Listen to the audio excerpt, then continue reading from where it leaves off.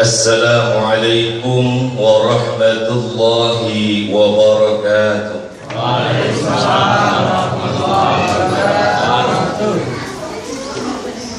Alhamdulillah bil ghina mazkur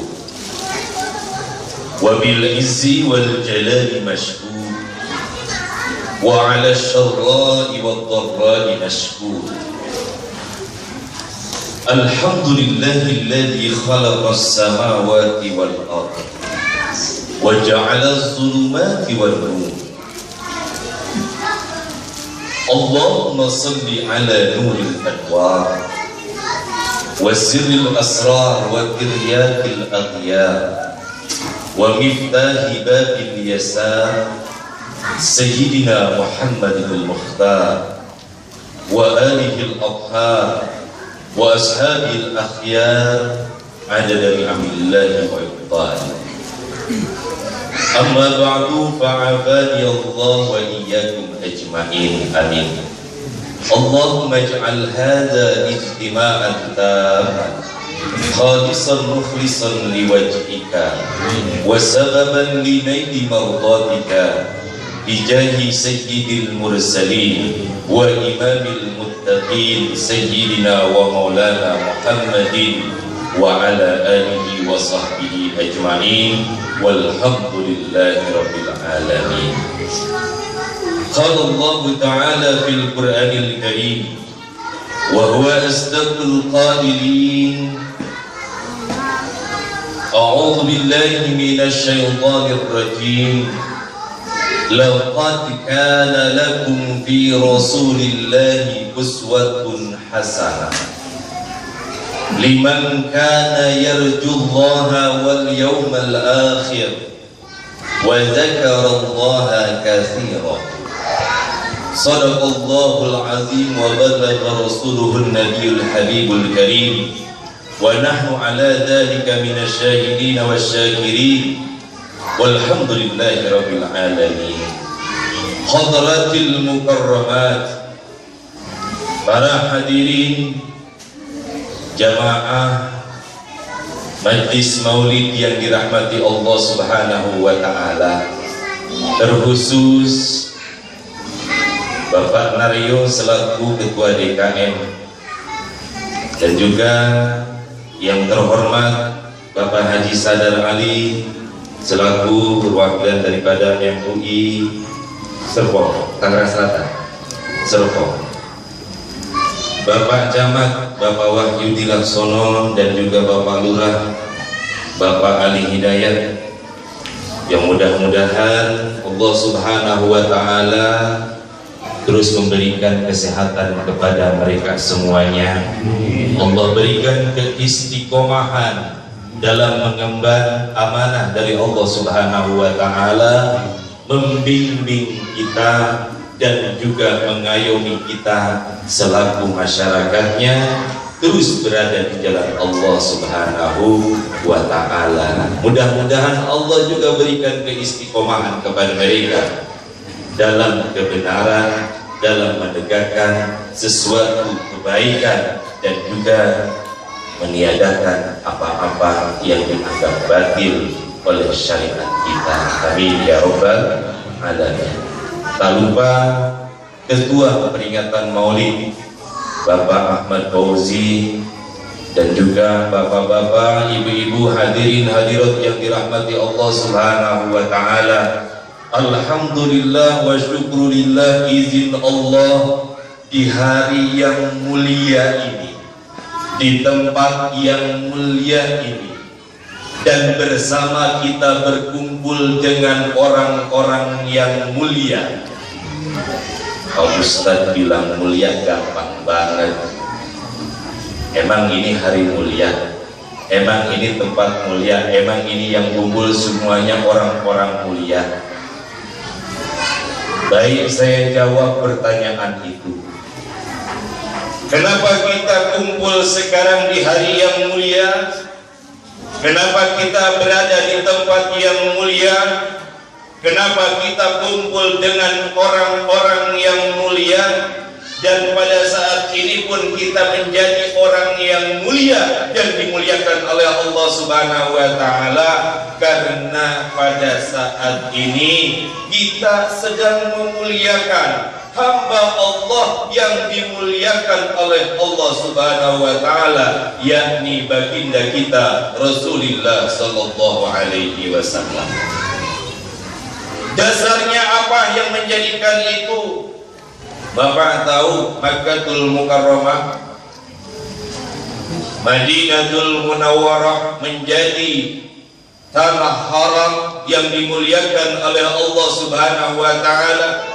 Makkatul Mukarramah menjadi mulia karena Makkatul Mukarramah tadi dibilang bahwasanya di situ tanah kelahiran baginda kita Rasulullah sallallahu alaihi wasallam.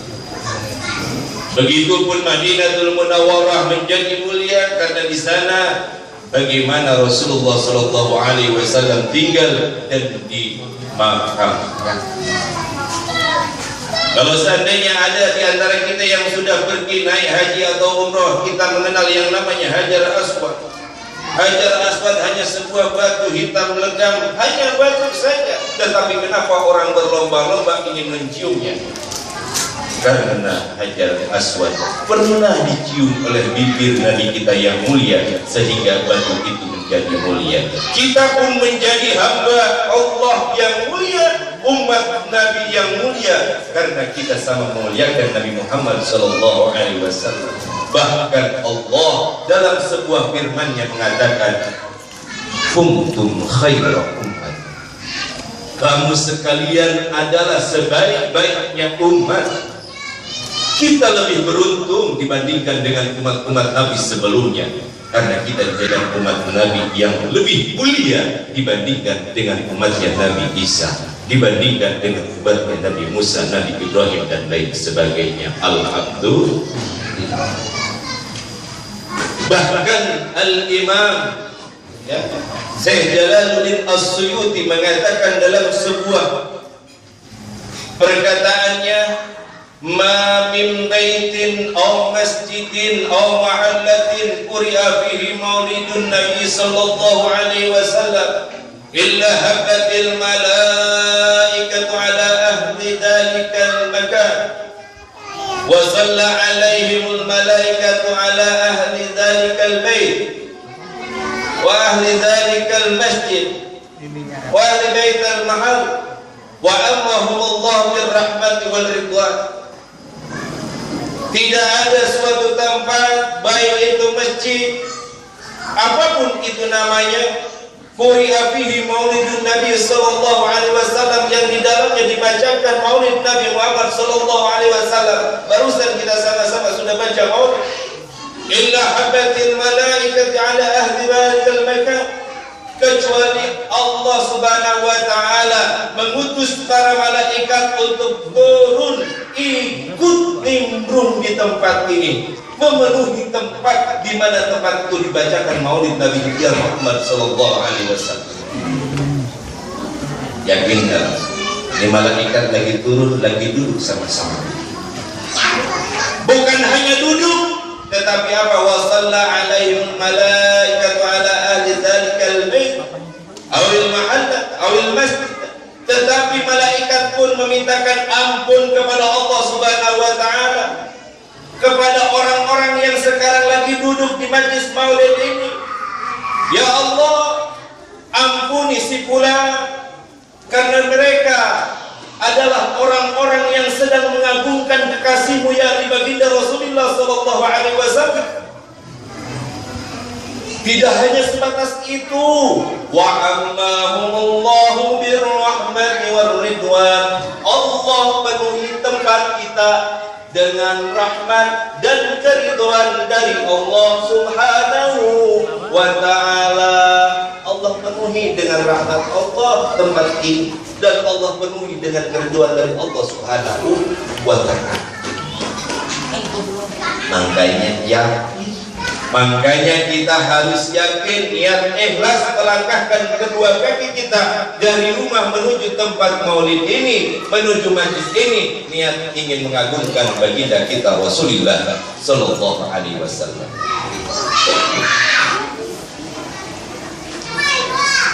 Terlepas daripada mengagungkan baginda kita Rasulullah Di sini kita juga talabul ilmi, mengambil faidah dari bagaimana keagungan baginda Rasulullah sallallahu alaihi wasallam. Karena Rasulullah sallallahu alaihi wasallam sudah dinyatakan oleh Allah Subhanahu wa taala. Bahkan kita sering dengar, bukan hanya dengar, kita hafal dengan ayat itu. Kata Allah, laqad kana lakum fi rasulillahi uswatun hasanah. Ragu-ragu amat. Kesian ya, jangan lama-lama. Kita semangat banget ini, biar kagak ngantuk. Laqad kana lakum fi rasulillahi uswatun hasanah liman kana yarjullaha wal yawmal akhir wa dzakara Allaha katsira. Laqad kana lakum, ini temanya apa? Terapkanlah akhlak Rasulullah dalam kehidupan sebagai cermin umat yang terpuji. Kita sambungin dengan ayat ini. Saya nggak bakal banyak nerangin, nggak banyak kita bawa tema.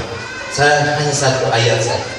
Laqad kana lakum fi Rasulillah, nyata sudah ada bagi kamu sekalian fi Rasulillah, dalam diri pribadi Rasulullah sallallahu alaihi wasallam. Apa yang ada dalam diri pribadi Rasulullah? Uswatun hasanah, dalam tafsirnya ay qudwatun salihah, tauladan yang baik, contoh yang bagus, yang patut selaku umatnya mencontoh apa yang telah ada dalam diri Rasulullah sallallahu alaihi wasallam.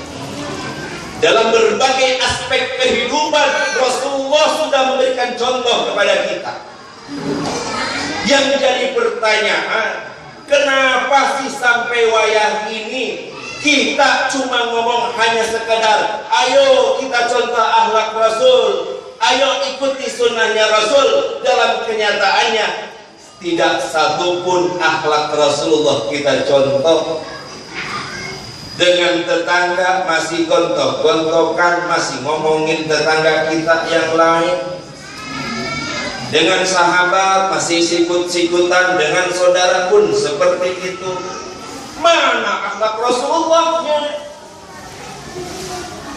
Ini kurang pahamnya kita memaknai atau memahami ayat yang sering kita dengar. Uswatun hasanah buat kita, suri tauladan yang ada dalam diri Rasulullah sallallahu alaihi wasallam buat kita yang bisa kita contoh itu liman kana yarjullah.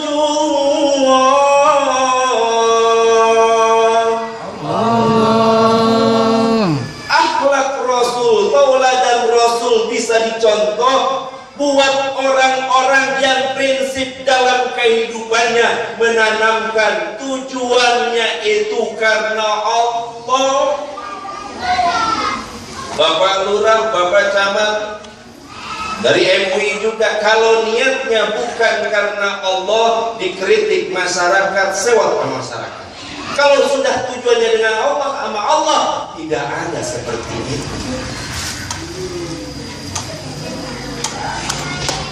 Bapak Lurah, Bapak Camat, kalau tujuannya karena Allah, ridha Allah, tujuannya karena Allah, maka kebatilan yang ada di depan mata tidak akan pernah dilakukan. Kenapa? Allah fillah billah lillah ilallah. Paling tiga ada minallah fillah billah lillah ilallah. Apa? Minallah fillah billah lillah ilallah. Minallah, kita dari Allah Subhanahu wa ta'ala. Fillah, kita berada di bumi Allah Subhanahu wa ta'ala. Billah, dengan izin Allah Subhanahu wa taala apa yang kita lakukan selama hidup ini, rezeki kita bisa jalan dan sebagainya, apa yang kita lakukan izin Allah. Maka apa yang kita lakukan harus lillah, harus karena Allah. Karena kenapa? Karena kalau seandainya kita tidak karena Allah, maka kita semuanya akan rugi ketika ilallah, balik kepada Allah Subhanahu wa taala. Kita akan pulang kepada Allah Subhanahu wa taala. Sadari diri kita dari Allah, sadari diri kita diam di buminya Allah, dengan rizki Allah, dengan izin Allah. Tanamkan apa yang kita lakukan harus karena Allah Subhanahu wa ta'ala. Itu yang penting. Jadi yang pertama apa? Kalau kita ingin contoh akhlaknya Rasul, tanamkan dalam hati kita karena Allah Ta'ala dalam setiap pekerjaan kita.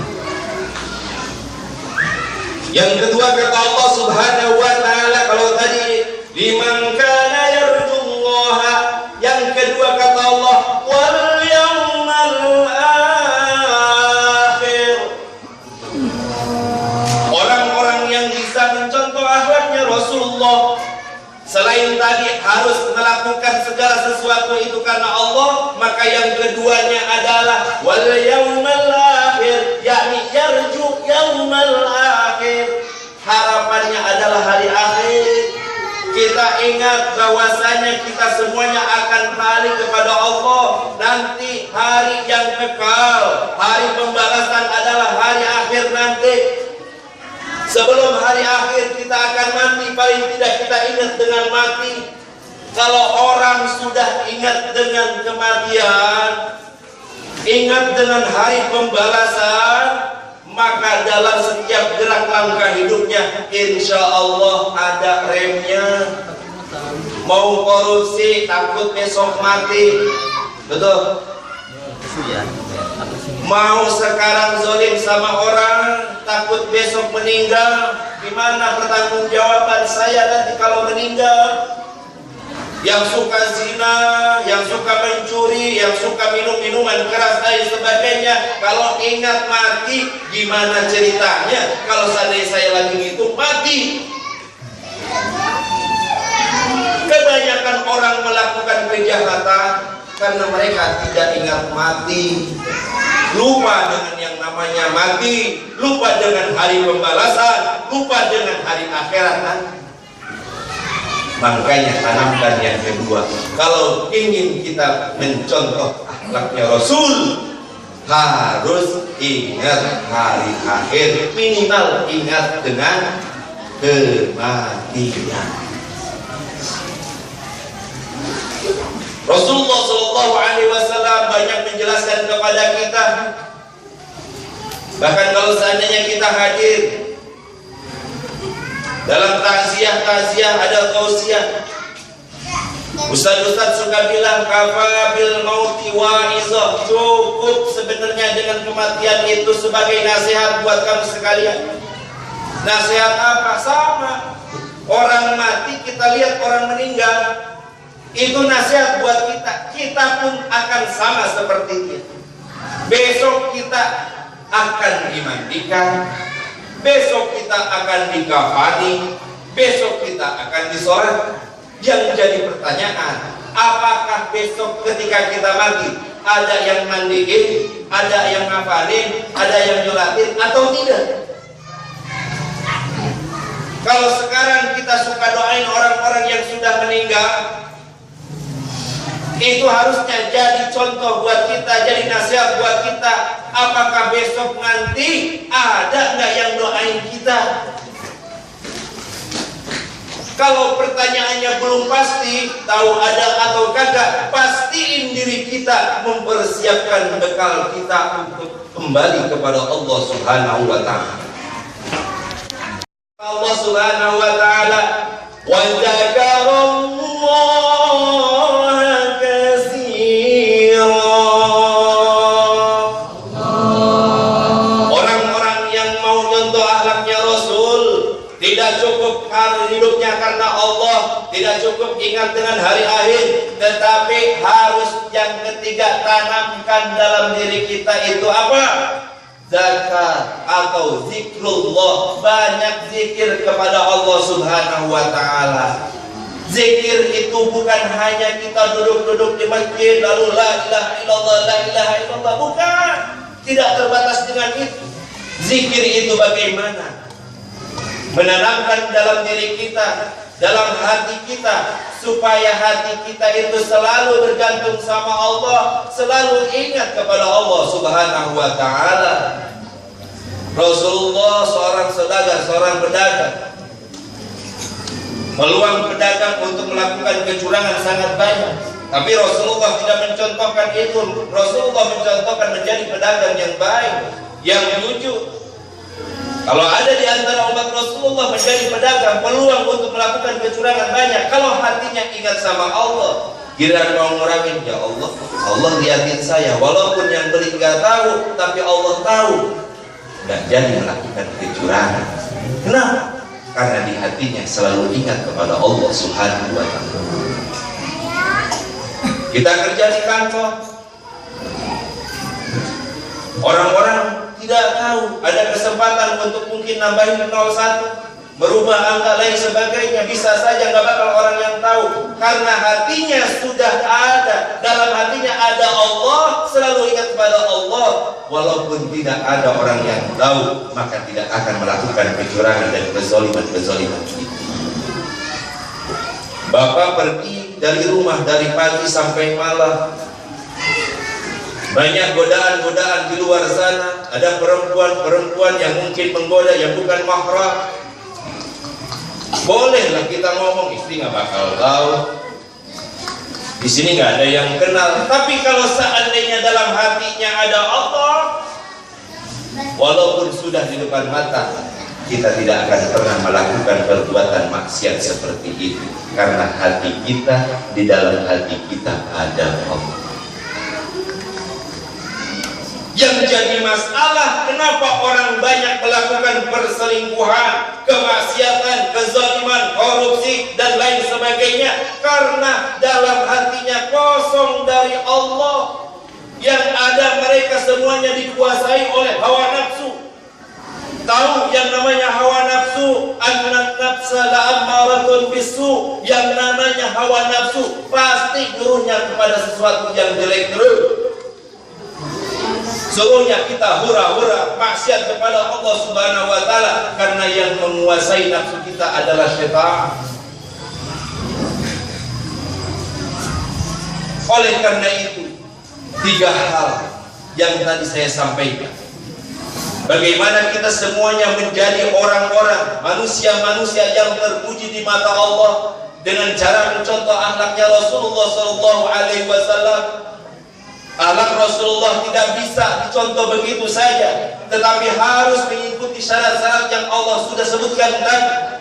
Kita harus tanamkan dalam diri kita bagaimana kita semuanya melakukan segala sesuatu dengan niat karena Allah. Harus ingat dengan hari pembalasan nanti, dan kita juga harus banyak ingat kepada Allah Subhanahu wa ta'ala. Baru kita bisa mencontoh akhlaknya Rasulullah SAW. Di antara bagaimana Rasulullah SAW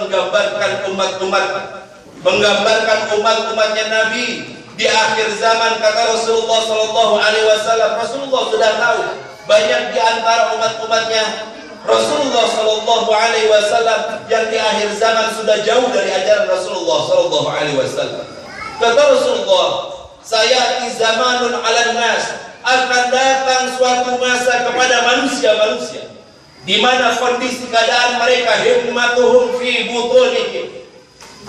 Himmat, cita-cita, keinginannya, orientasi hidupnya fi butunihim, itu terletak pada perut-perut mereka. Yang dipikirin hanya isi perut saja. Ini perut adalah hiasan. Ini perut udah diisi kenyang, besok lapar lagi. Diisi kenyang, lapar lagi. Ini adalah gambaran daripada sifat manusia, hawa nafsu yang tidak akan pernah ada puasnya. Selalu hawa nafsu yang menguasai kehidupan kita. Qiblatuhum fi nisaihim, kiblatnya adalah perempuan. Kalau sudah berbicara perempuan, ini juga hiasan sebenarnya. Yang namanya perempuan adalah mataun, perhiasan. Jadi orang-orang, mungkin kita sudah terjadi sekarang, zaman kita sekarang sudah terpengaruh. Pandangan kita, tatapan kita adalah bagaimana melihat penampilan, keindahan duniawi saja, tidak melihat bagaimana kelakuannya, tidak melihat hati. Yang kita lihat adalah tampilan-tampilannya. Wah, orangnya bagus, tampilannya keren. Bos kita orang yang berduit, mobilnya juga keren.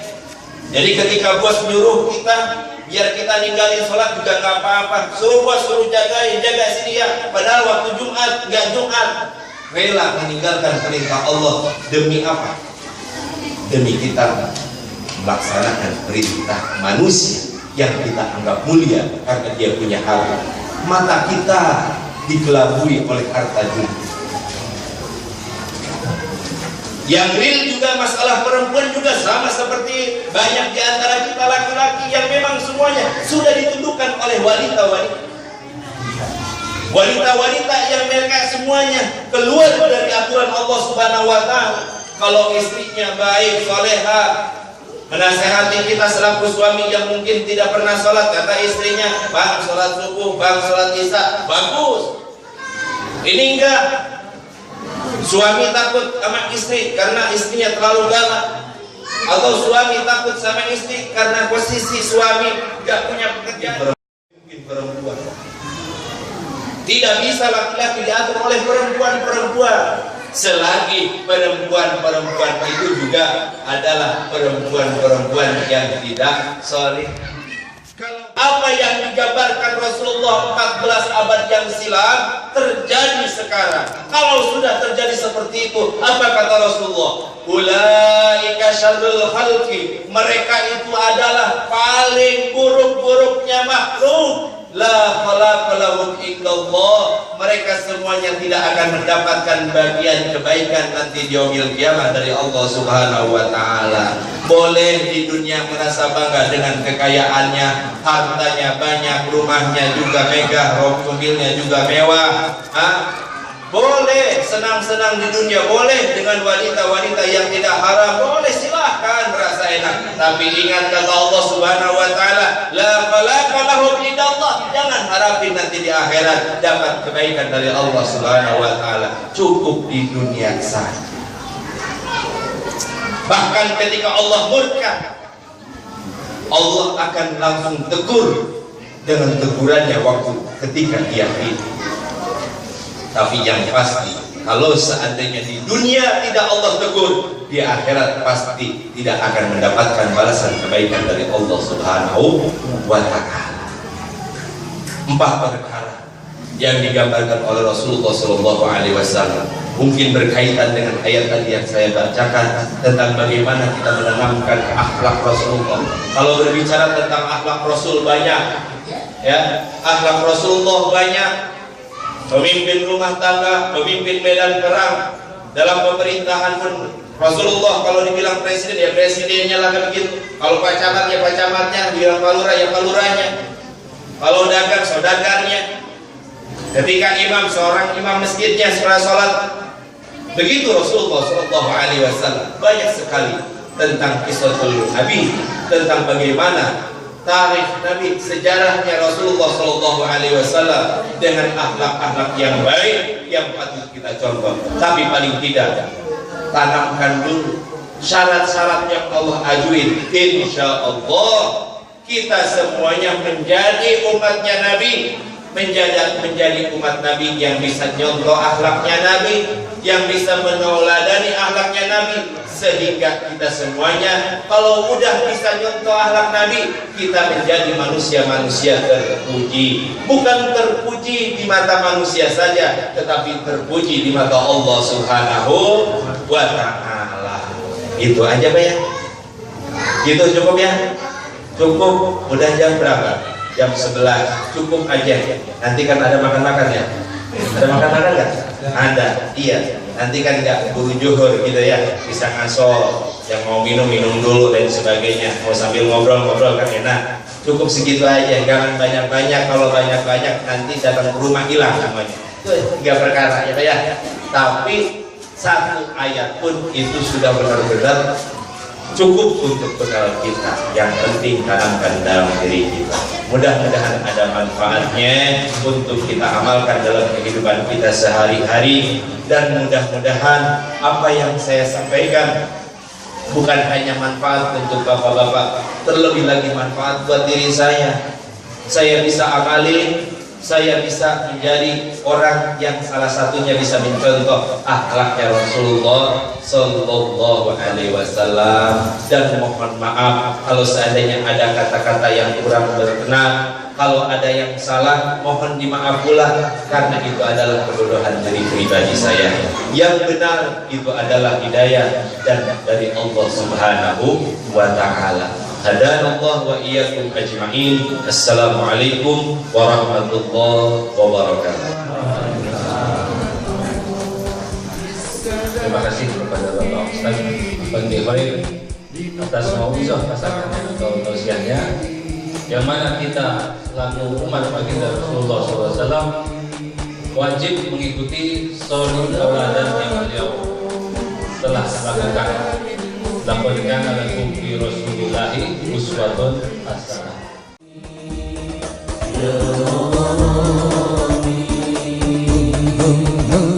Salatu bissalamil mubin. Salam salam salam. Ya Rabbi.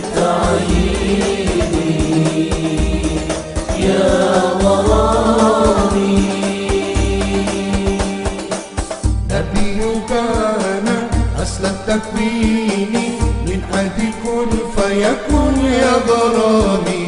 نبي كان أصل التكوين من حد كن فيكون يا ضرامي.